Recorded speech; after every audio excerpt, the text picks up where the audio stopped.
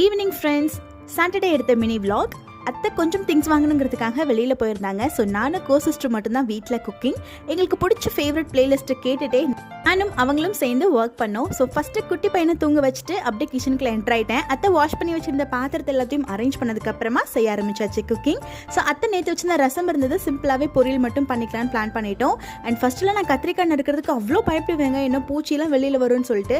கொஞ்ச நாளுக்கு அப்புறம் தான் தெரிஞ்சது இந்த மாதிரி பூச்சியெல்லாம் இருந்துச்சுன்னா தான் அது உண்மையாகவே நல்ல கத்திரிக்காய் அப்படின்னு சொல்லி.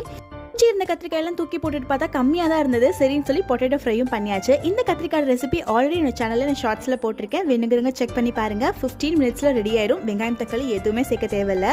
அண்ட் எல்லா வேலையும் முடிச்சதுக்கப்புறமா குட்டி பையன் எந்திரிச்சிட்டாரு. ஸோ அவர் ஒரு கையில் பிடிச்சிட்டு கவுண்டர் டாப் மட்டும் க்ளீன் பண்ணி வச்சுட்டு உள்ளே போயாச்சு. ஆனதுக்கப்புறம் இந்த சிஸ்டர் நாத்தனார்லாம் நம்ம வைபுக்கு கிடைக்கிறதே ரொம்ப பெரிய விஷயம். அந்த வகையில் என்னோட சிஸ்டர் என்னோட வைபுக்கு பயங்கரமாக மேட்ச் பண்ணுவாங்க. உங்களோட சிஸ்டரோட நீங்கள் எப்படி பாண்டிங்கில் இருக்கீங்கன்னு சொல்லுங்கள்.